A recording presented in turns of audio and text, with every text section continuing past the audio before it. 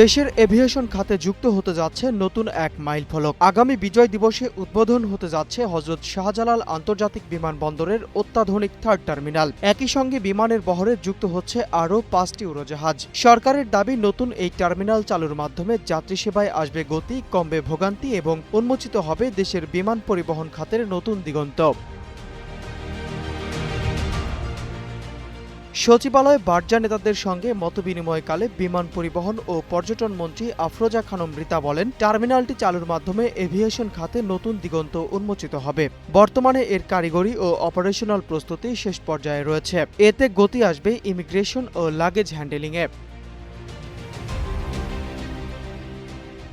একই সভায় প্রতিমন্ত্রী এম রশিদুজ্জামান মিল্লাত বিমানের বহর সম্প্রসারণের কথা জানান। মন্ত্রী বলেন, সরকার মিক্সড ফ্লিট নিয়ে ভাবছে এবং চলতি বছরেই 5টি উড়োজাহাজ লিজ নেওয়া হবে। বেবিচকের তথ্য অনুযায়ী থার্ড টার্মিনালে মোট 26টি বোর্ডিং ব্রিজ থাকবে। প্রথম ধাপে চালু হবে 12টি। এছাড়া উড়োজাহাজ পার্কিংয়ের জন্য থাকবে 36টি পার্কিং বে। যাত্রী সুবিধায় 15টি সেলফ সার্ভিস কাউন্টার সহ স্থাপন করা হচ্ছে মোট 115টি চেক ইন কাউন্টার।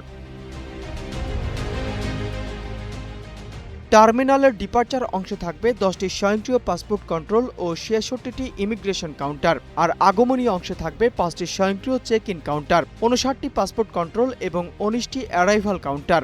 এছাড়া স্থাপন করা হবে 16টি আগমনী ব্যাগেজ বেল্ট। টার্মিনালের সঙ্গে নির্মাণ করা হচ্ছে মাল্টি লেভেল কার পার্কিং ভবন, যেখানে 1350টি গাড়ি পার্কিংয়ের ব্যবস্থা থাকবে। আধুনিক সুযোগ সুবিধা সম্পন্ন থার্ড টার্মিনাল চালু হলে যাত্রী সেবা আরও সহজ ও দ্রুত হবে বলে আশা সংশ্লিষ্টদের।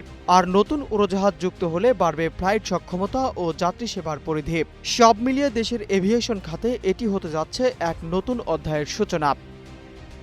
নূর ইসলাম, নিউজ ডেস্ক, গ্লোবাল টেলিভিশন।